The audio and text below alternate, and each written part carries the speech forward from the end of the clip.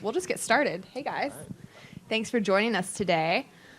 We are talking about finding truth in the era of disinformation. I'm really excited about this panel because I think we have a unique position as libertarians on this issue, and especially as journalists, or I consider myself more of a content creator, commentator, but people who are in the space of getting information to the general public have obstacles, I think, these days from both the left and the right and the mainstream media. We're up against a lot, but we also have a lot of new opportunities that we didn't have in the past.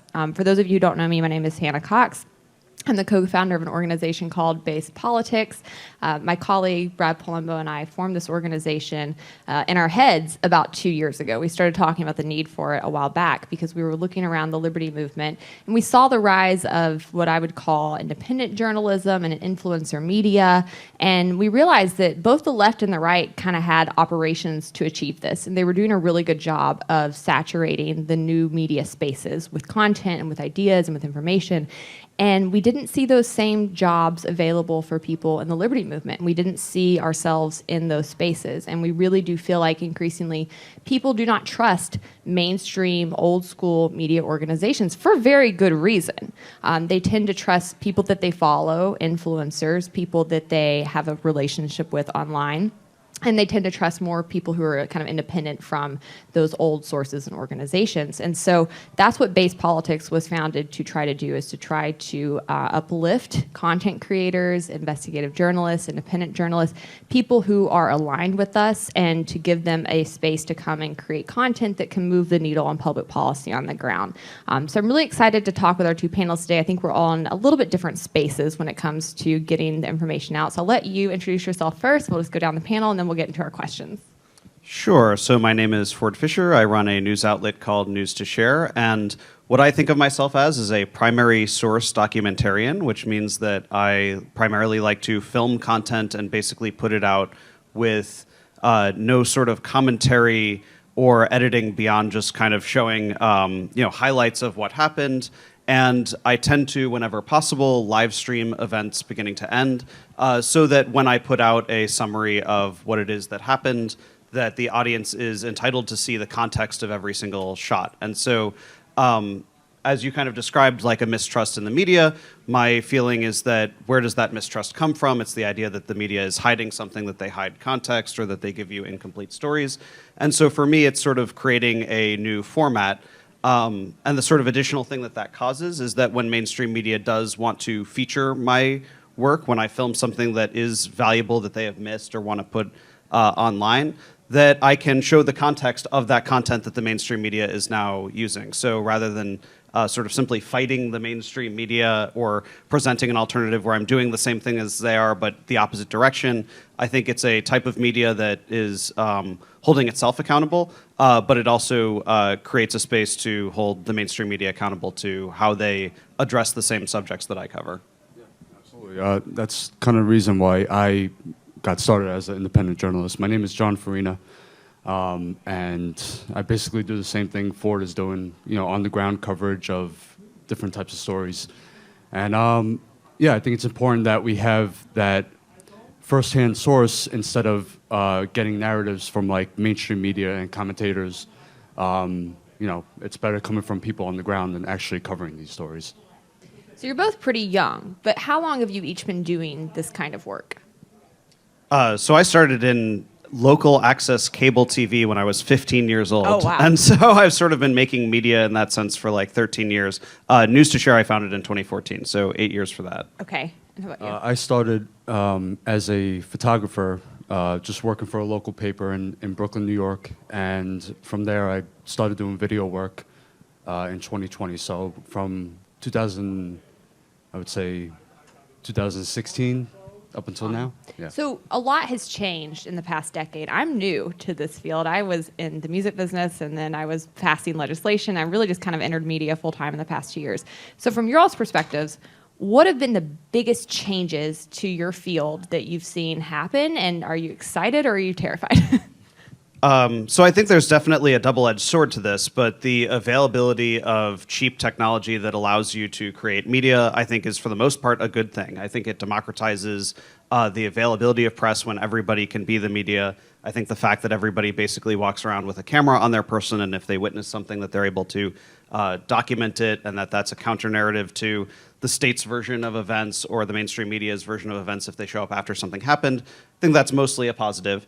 It does also mean that with anybody able to join the creator space, that there are stupid people who also are perfectly entitled in our wonderful democracy to go online and post BS or whatever, right? Made up news and so forth. And so part of the issue is kind of the noise of that, where with the advent of kind of independent journalism that is positive and truthful and productive, that there are also voices that are negative and unproductive, and sometimes those can be conflated, where I've heard independent journalist or alternative journalist be used as a slur because of its relation to folks like that. Well, I think that's well said, and that actually brings me to a point I want to talk about, and we're going to spend a bit of time here because there's a lot to parse out. But when it comes to disinformation, I think this is the main talking point on the left right now. And if you look at polls, they're really succeeding on their side with this narrative, right? That there's a lot of disinformation out there, that it's leading to really big problems in society, and that we need to do more to stomp it out. On the right, you see the sort of retaliation towards that overreach on the left, where they are now wanting to fight fire with fire, right? So you have the left who's wanting to come in, and they want to stomp out investigative journalists and independent journalists, I think, often for ulterior motives. And I also think because it's a real competitor that they have not had in previous generations, right? They used to have most of the media, most information on lock. They had a couple large companies that could control the narrative. They had a couple people that they would vet, they'd put on air, that's who people listened to. Now you see Joe Rogan getting 10 million, downloads per podcast episode, while CNN can't even crack 1 million on their primetime news network. So there's a lot going on right there, but unfortunately we see the right answering that push that they have to use the government to censor and to try to get control of the narrative again with their own brand of that, right? They're wanting to come in and target tech companies and tell them you have to moderate content in this way. And so for us, I think often we're up against it on both sides, right? As people who believe in free markets, we don't believe in using the government to come in and target companies. We believe the owners of companies also have free speech and don't have to promote our content if they don't want to. That being said, I've been censored on social media, I think unjustly. I posted something about Fauci that we have a Freedom of Information Act on. As of this past week, I work with a company called White Coat Waste, a project that does a lot with animal welfare work, and they've been doing a lot of investigative work into the NIH and their animal welfare testing. Their animal testing. And what they found throughout all of this has ended up being tied very closely to the COVID origins. So they kind of accidentally stepped into the biggest story of the past year. The problem I'm seeing is LinkedIn and Facebook will then come in and say, that's not a credible news source. This nonprofit is not a credible news source, so we're going to censor this video. We're going to run water for the state. So I'm sure you guys have experienced this. How do you approach disinformation? What do you think the correct approaches are for people in our field with dealing with this on both sides? This is a super loaded question. There's a lot of kind of angles to this. So I've primarily published on Facebook, YouTube, and Twitter, and I've dealt with this on kind of all of them. Facebook, my entire account was deleted in 2019, and it took about a day and a half of public pressure to get them to put it back. Twitter, following January 6th, for 5 months, my entire account was labeled the way that pornography is. It said, caution, there may be sensitive content on every single individual post and on my profile itself. So you had to go through essentially not safe for work in order to look at my journalism. YouTube has demonetized my entire channel twice and has removed a lot of individual videos. I have managed to get it remonetized again after sort of public pressure campaigns, but individual videos have remained down. I generally have a concern about disinformation being a reason to censor, largely because of who gets to decide what disinformation counts as. When YouTube has taken down content of mine on the basis of disinfo, it has always just been raw video of a situation that happened. So in the case of January 6th, on the day of the 6th, I filmed as Trump gave his speech from beginning to end, from the point of view of the audience watching it. And it was 1 week later, it was on January 13th, that the House delivered to the Senate the articles of impeachment for one charge of incitement of insurrection.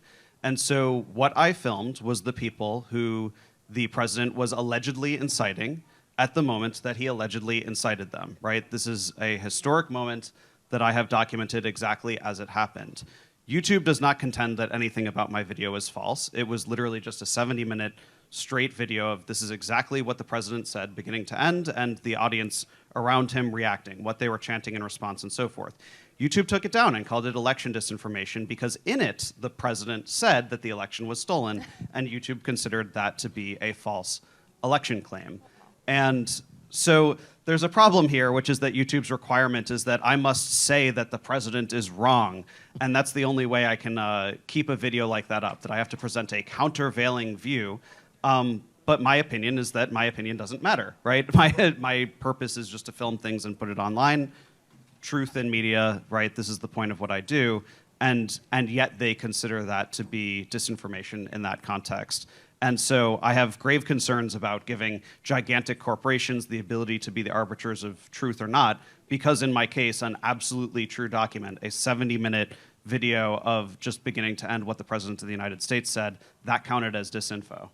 Same thing for me. On January 6th, I was live streaming at the Capitol from beginning to end, and YouTube took down that video, that whole live stream. I had 30,000 people watching, and they just completely took it down in claims of the false narrative or whatever it was. And I wasn't saying anything, but because of what the crowd was saying, that's why they took it down. And meanwhile, you had CNN, you had all these mainstream media outlets license my footage, and they were able to keep it on air. But YouTube has still not yet put up my whole live stream from there. Wow, that's really unbelievable. Just to add to the travesty of what John just described, to be clear, some of that footage has never been recovered. John live streamed and sometimes was recording on the camera and sometimes was not, but it was always broadcasting into the sky. It only went to YouTube, and then YouTube deleted that, and he never got that back. So true historical footage of one of the most sort of historic moments in probably the lives of most people in this room is gone forever to the ether because YouTube considered it disinformation, even though it was a stream of exactly what happened. Which is pretty shocking, because I think that's often what you see happen when they are trying to come in and label what's disinformation. Is the government is the last entity that can and should be deciding what is disinformation. That's the last group we should be trusting with that. And we've often seen, from January 6th to COVID to many other important incidents in country, what they're actually trying to do is limit information. That is the goal. And I think right now we have the age of information where never before we had somebody like you who could be there live streaming and give it directly to the people, right? There's this breakdown from the gatekeepers that's excellent, and I think that there's still work we have to do to try to break down those barriers further, but I personally feel like there's never been a better time to be in our shoes given some of the tools we have. What do you think? Would you say it's easier now, even given some of these factors we're up against, to get information and truth to the people, or would you say it's harder given the algorithms and the censorship? I don't know. It's kind of tough to say. I think I think there's a battle for information. You fill in, yeah. I think that it's easier to find kind of whatever you want to find on the internet, but part of the problem is that because of the availability of this sort of technology, there is always going to be somebody who presents the exact opinion that whoever you are, whatever you think, you will find somebody who's prepared to back up that exact narrative. If you're interested in I'm really sure Hillary Clinton's a lizard, you're going to find somebody who's going to tell you on YouTube that that's the case. Or maybe not, maybe now BitChute or Rumble or something. So, I think that part of the problem is that people are going to end up in echo chambers of disinformation and so forth. And that's problematic in a way that I wouldn't solve using censorship. I wouldn't say that the solution to that is to take down those videos, but I do think it makes it more imperative to people who care to create information that is trustworthy, right? So my particular style is to use primary source documentary to sort of show this is what I'm talking about, and you can see it because I filmed it. And so every claim that I make online about something that happened is something that I can show and prove. The availability of sort of commentary type information where people just sit in front of a webcam and talk about whatever does make it possible for nonsense to exist on the internet, which is still a negative, even if it's not a negative I would solve by forcibly stopping that. I think we should be having more debates, face-to-face conversations, and even if it's on YouTube or on each other's platforms, have counter narratives, going at each other, and then let the people decide what's right. Yeah, I think that's right. And I guess that brings me to a question where I would ask, do you think this is a failure of the free market that people want to have what they think regurgitated to them, right? You don't see Americans looking to break out of their echo chambers, looking to find contrasting views. That's something I've always tried to do. If I hear an opinion and I'm curious about it, I try to go and find, well, what's the argument against it? And really try to understand like where the truth is in there. That's something that seems to be lacking in our society these days. Do you think that's something we can overcome? Is it just a problem with the market? Is it a problem with our education system? Education system probably stems to what I'm about to say, but I think that it's largely a problem with culture. I'm somebody who is very curious. I do cover activism of kind of all sides and directions, and sometimes the activists who I'm filming really surprise me in the positions that they take. For example, 2 weekends ago, I was filming a Black Second Amendment march, people who are African American carrying guns to the state capitol in Austin, Texas. And I was surprised that many of them engaged in chants that were anti-illegal immigration as they were on their way there. It was a position that I would not have assumed that those folks would have taken, but I showed it to my audience all the same. This is what they're saying. This is what they're talking about. So it can, positions of people can surprise people, and I think that is important to document and kind of engage with people who disagree with you. I think there's a cultural problem where people do not want to be interrogated with new ideas, and people end up looking for the exact sort of media outlet that sort of suits the exact positions that they already have, and then they end up in a situation of sort of reiterating their biases, right? I'm on the left or I'm on the right. I watch only left or right media, and now I feel more sure that my positions were correct in the first place. I don't know that that's a failure of markets. And again, I'm not sure exactly how you solve that on a societal level. My solution to it is that I don't just expose my audience to what I think that they'll want to see. I expose them to all types of activism, and sometimes my audience really likes the activism they're watching, sometimes they don't. Usually it's really more of a mixed perspective. I wish more media existed like that. Unfortunately, if you watch cable news, you're pretty much watching Team Red or Team Blue. Yeah. No, it's true. And that goes back to the debates. Have both sides countering each other and let the people decide. Yeah, and I like that you brought this up because I'm very interested in psychology, and this is something I've been looking into for many years, but Americans largely don't know each other. We live in societal bubbles where you are very unlikely to know somebody of a different race, political party, religion, economic class, the list goes on. You mostly know people just like yourselves, and even when you try to break out of it, I really try to break out of my bubble.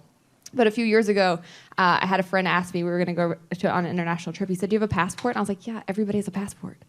And he's like, no, they don't at all. And I started looking into it. I was like, wow, most of the country does not have a passport. But it's just those little things when you have that kind of awakening of like, I actually don't know people who are that different than me. And because of that, it allows a lot of stereotyping and bad perceptions. And through my work, especially when I was, on the ground as a lobbyist, I was doing a lot of work where I was working with people on the far left and on the far right. And I was always just really surprised by how much we would actually agree on and how much we would actually like each other. I remember I sat down after a day of lobbying in Colorado. We were overturning the death penalty there, and the head of the ACLU said, yeah, I met you first, and I texted the rest of the group, and I said, come to happy hour tonight. She's actually nice.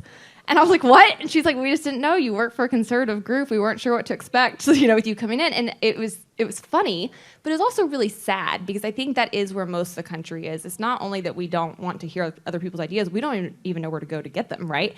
And that, I think, is what can really start to dismantle a lot of the issues in society and actually get to the truth more effectively.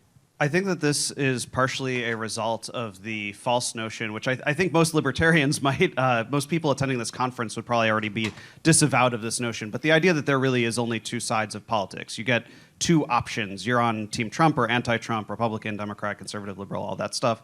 Having politics as a clean binary is really, really advantageous to the mainstream media, right? Fox News gets to just run stories of look how stupid the thing said on the left was, right? Really extreme examples of individual. Tucker Carlson's really, really good at this, right? Of either showing examples of something that someone on the left said that was dumb or bringing on somebody to be kind of the left pinhead for him to bully on air for 8 minutes.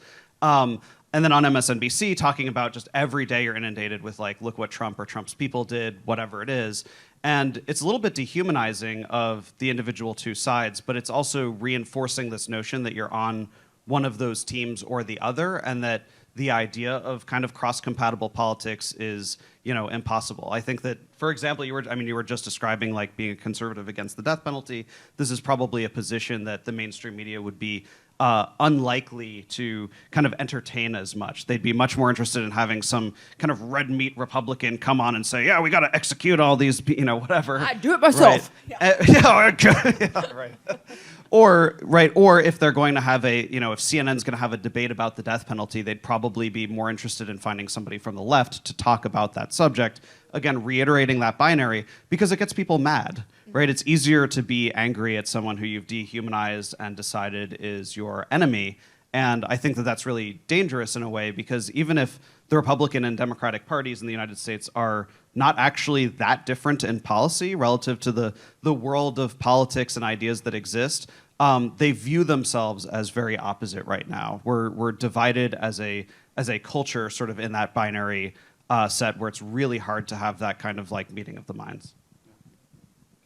Well, I think, and we agree with that at Base Politics. This is why we're really kind of apolitical. We're issue-based. We try to go to issue advocacy. And I think when you, instead of looking for like a team mentality to define yourself by and letting that tell you what to think on every issue, if instead you approach the issue line by line, you'll probably find that you break. And so that's one thing I think that we've been able to cultivate with our audience is nobody's on our team, right? And people who come there thinking they're just going to get their views regurgitated, inevitably I'll break with them on something. And that's good for people. I think that's really good. It helps grow people and stretch people. That's how I became opposed to the death penalty, was working around people in the mental health sector and studying what was happening with that population.